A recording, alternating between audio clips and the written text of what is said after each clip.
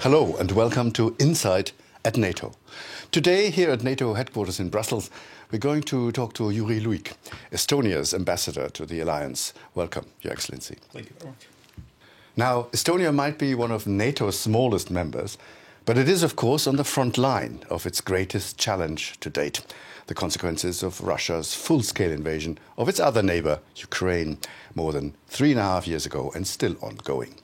Some important recent developments have grabbed the headlines and were debated in this week's United Nations General Assembly. We shall come back to that in a moment. But first, let me tell you a little more about my guest today.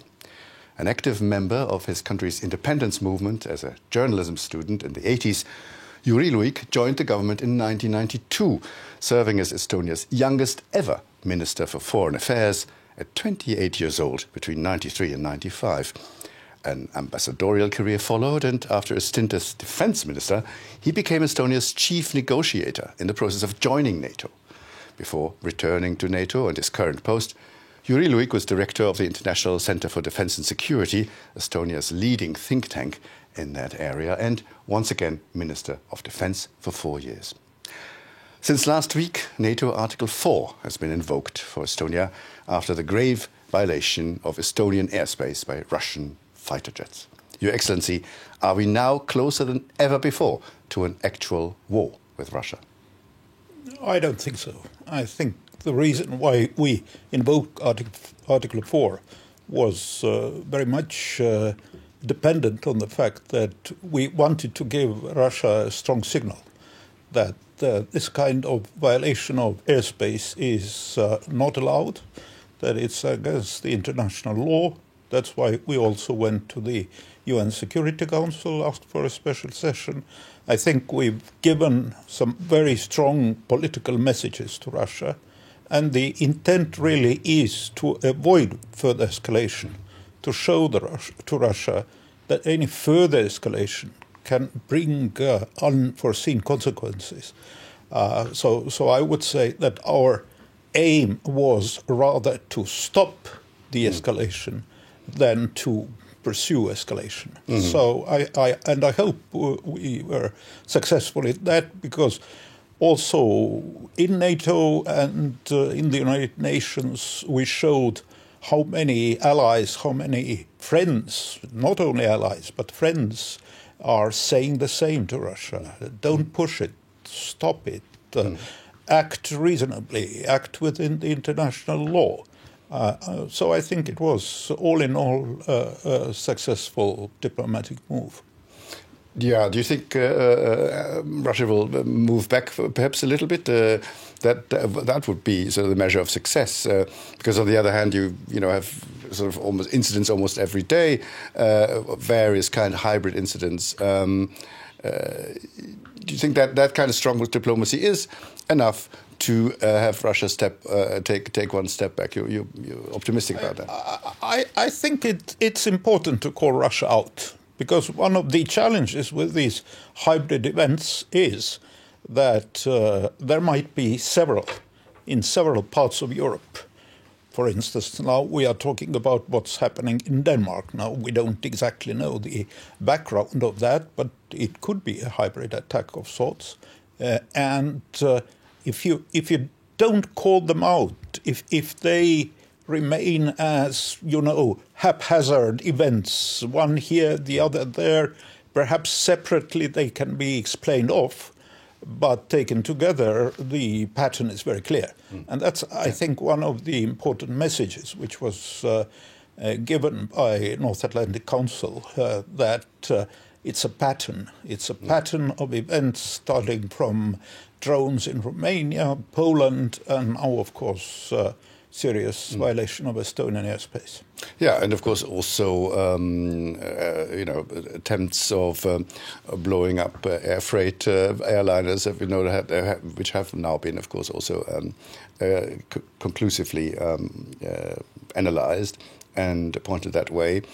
So, I mean, really, it's a pattern, but it's a deep pattern. Isn't it a pattern that Russia also feels, we're quite successful with creating chaos and getting everyone on their toes and creating, sort of a difficulty for also civil society, for important civil infrastructure, as in the case of the airports.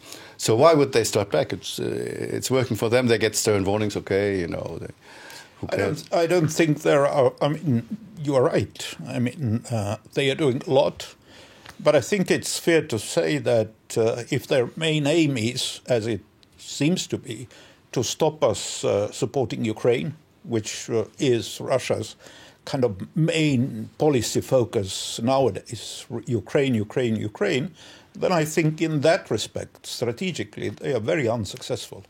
Because all these events, separately or taken together, they only reinforce our understanding that Ukraine is the price worth paying, and we should support Ukraine even more. And it's also clear that, Russia cannot be stopped by, air defense equipment alone. I think there are a lot of strategic issues where we should be focusing. One of them is, for instance, Shadow Fleet, because this has proven to be the main lifeline of a Russian war machine. And it is unfortunate that, it floats through the Baltic Sea very close to us. But I think the alliance should think more in a more precise and concrete way. What could we actually do to either stop it or at least slow it down? So there is hasn't really been a sort of a solution found how to effectively combat that shadow fleet. Even though, of course, we now have, for the first time, a Baltic Sea united in NATO. Of course, also as a consequence of Russia's invasion of Ukraine. So one would have thought, if the situation could be better to find a common solution, but we're not quite there yet. I think it's fair to say there are no, if you will, silver bullets to solve this situation, but we can do a lot. For instance, let's take Shadow Fleet. I mean, there is a NATO operation in the Baltic Sea called Baltic Sentry, which was meant to stop cutting the underwater cables, underwater pipelines. This mission has actually been successful. For a long time, the captains of those ships have avoided dragging their anchors and destroying the equipment. And obviously, it's clear that this signal to them has come from Russia. Russia is concerned that such a NATO operation is sending them a strong message. Don't do this. What can we do against the Shadow Fleet? I mean, we have been sanctioning the Shadow Fleet in vast numbers now, both the European Union, UK, United States, but we very much believe that these ships should also be checked, because they often do not have proper insurance. They are in very bad shape. They are clearly a huge environmental risk for every country around the Baltic Sea, and not only because they come usually from the Suez Canal through Mediterranean. So actually they make a very long trip because they have to get to either China or to India. So if we would work collectively and take these ships under our magnifying glass, then I think we could do a lot. And is that possible? Is there more means needed? Is there a willingness to spend? That sounds like you need more personnel. You need more, navy, more cooperation, of course, a bit more effort, a bit more money being spent. I think the resources are there. I think sanctions against those ships are now working. Less and less countries want to fly their flags. over these ships. In Panama, other countries are saying, no, don't use our flags, because it's a problem for our country. Yeah. So I think we are slowly moving to improve the situation. Of course, boarding a civilian ship in peacetime, in the conditions which we are now, is complicated also by international law and by law of the seas, in particular. But of course, these ships are risk to the environment and to security, so we have to do it.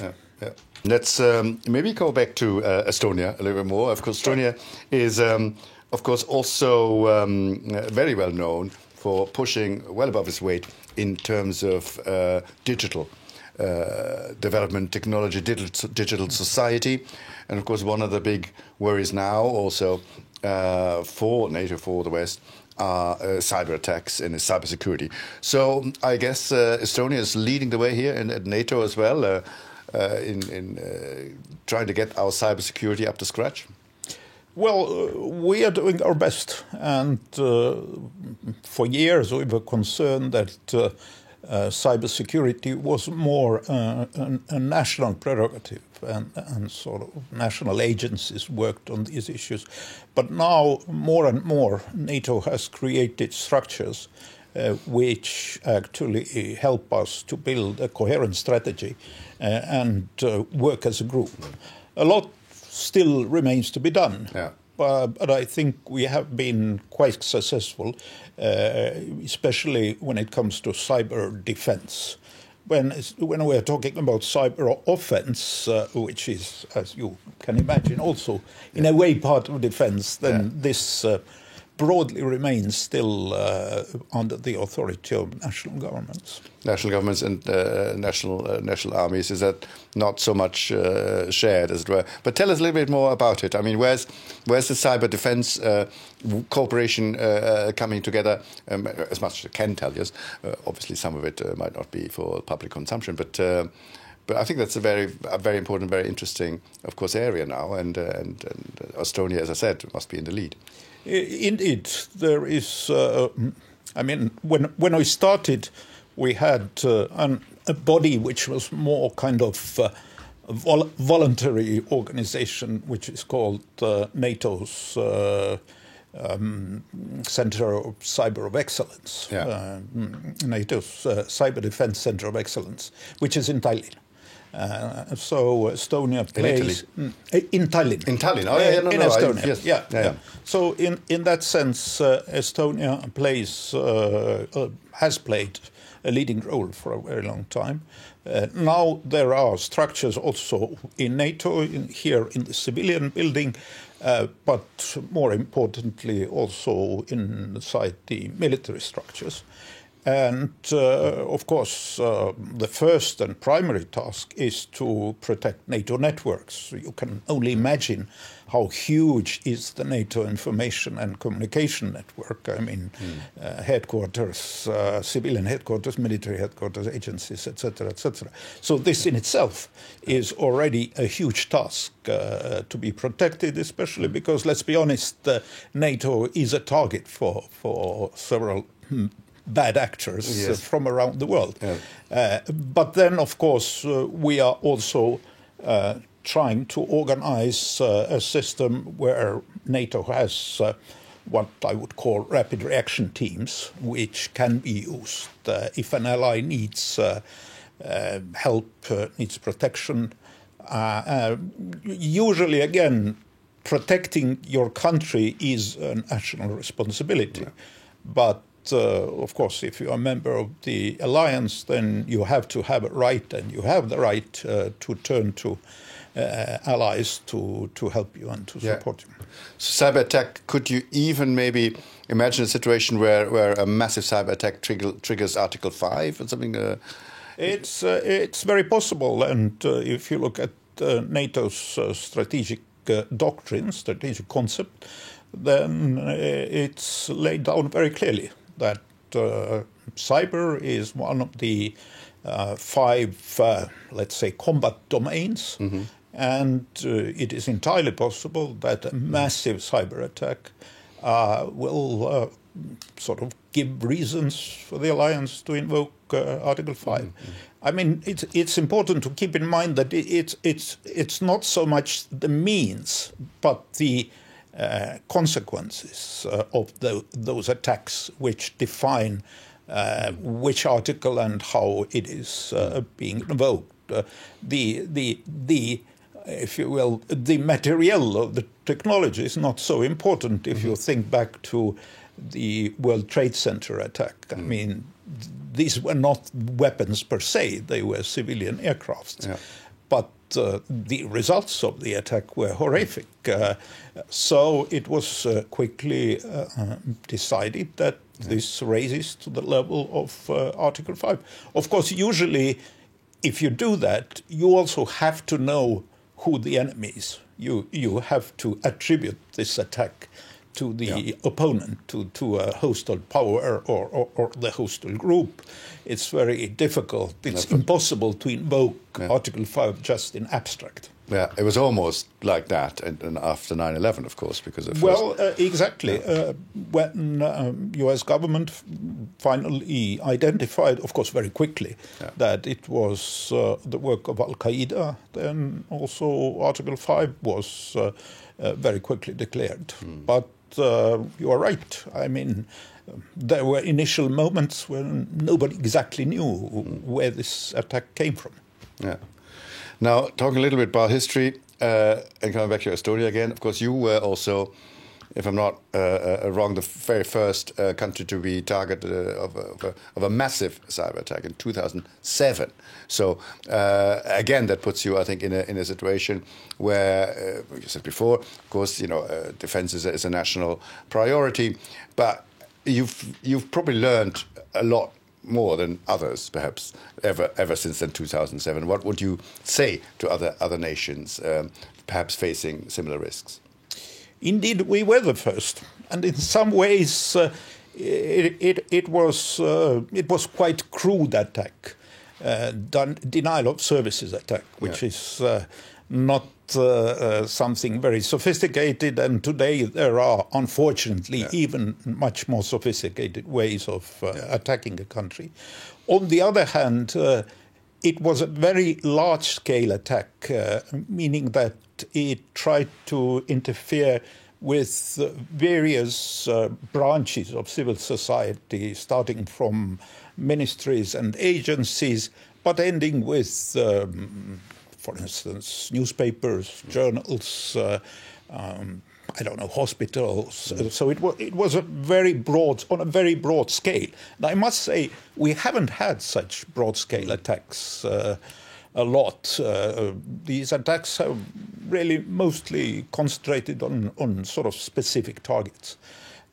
So it was an eye-opener for us, and we very quickly decided that you need a whole-of-government approach, that it's not just that you build a small agency which is fighting, but you need every agency, every civilian organization to have proper education, proper defense software, proper what we call cyber hygiene, so that every worker, every person knows that you shouldn't open, wrong attachments, etc., etc. This seems very small, but actually most of these attacks start by somebody opening a wrong link or a wrong file, and then it can grow from there to a massive attack. So some of these. Most of these lessons still matter today. I mean, it's not so different. But then, of course, we also built a very strong cyber defense agency, and it's very important to keep in mind that cyber defense is actually expensive because you have to renew these protective software every year. It's expensive, it's laborious, you should really invest in it. It's not a cheap solution at all, because the attacker they have to be successful only once. But you have to be successful 1,000 times over protecting your country. Well, I mean, more money has been promised. I mean, Estonia already, of course, again, is on the forefront there, having spent the highest percentage of its GDP on defense. Everybody is now following suit and are trying to. So that does it make you optimistic that we will get to a level where a proper cyber defense for all of Europe, or all of NATO, can be operative, can be effective? Well, different countries are on a different level, but I think countries are focusing on it. And of course, most of our defense money does not go to cyber defense. It goes to sort of hardware, hard stuff, and of course personnel. But when it comes to cyber defense, then indeed very much hope that people take it seriously, because even if you have a very sophisticated army with very sophisticated communication systems, nowadays everything, weapons, headquarters, everything is connected through cyber. So if you can harm this stuff by cyber weapon, then it's much easier than to actually shoot a missile or something. So one has to be careful also in that domain. But obviously, we have to keep in mind that, for instance, Russia itself would be vulnerable to cyber attacks. So I think that's one of the reasons why they haven't perhaps tried it in a massive scale. It's kind of some type of a balance of cautiousness from both sides.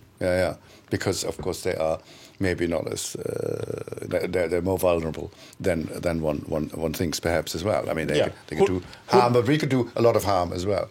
Yes. So that makes them a bit cautious perhaps. But let's finally, I want to talk a little bit about another form of hybrid warfare. Weaponization of all sorts of things. We talked about cyber, but there's weaponizations of migration. We had seen that at the Polish border, Lithuania and Poland bore the brunt of that through Belarus. But the specific situation, of course, in your country and also in Latvia is that you have such a big Russian-speaking minority, and they have been, sort of integration, working sometimes better, sometimes not so good. But of course, they still also have Russian-speaking media, have very much influence, which has been curtailed. Do you think how big you think is the danger and the risk of these populations? We're talking about roughly a third in Estonia as well as in Latvia, being weaponized by the Kremlin through manipulation, to maybe to sabotage, whatever, or posing a risk to NATO, to your country, to Latvia? During the years of restoring our independence, we haven't had any incidents, really zero incidents. And we sometimes even become annoyed that I would say that our minorities are our richness. I mean, sometimes outsiders see them as some kind of a risk factor. We don't. And in fact, for instance, for a long time, our foreign minister was ethnically Russian. The Minister of Social Affairs, who is now the mayor of Tallinn, has Russian origin, etc., several generals. So it's, I would say, the Russians are well integrated, and also one has to keep in mind that the Russian population is not kind of a unified grouping. I mean, there are Russians who came to Estonia in 1950s, 60s, 70s. Then there are generations who are already sons, daughters, grandsons, granddaughters. So it's a very diverse grouping. There is no ethnically Russian political party, for instance. In Estonia, Russians... There is Latvia, but certainly not in Estonia. And Russians are really voting based on their economic or social preferences, political preferences. between parties which you might call Estonian parties, because simply they are led by Estonians, but let's say ordinary mainstream parties. Yeah, yeah. So this is something I'm not concerned. There's also hard right parties or a party in Estonia. Are they sort of attracting a lot of Russian votes, or just out of interest? They are attracting some Russian votes. Then there is another party, Center Party, which is attracting Russian votes. But then again, it's pretty much split among several parties. So I wouldn't say that somehow this question is up in the political agenda. Your Excellency, that's all we have time for today. Thank you very much, and thank you for watching. Bye-bye.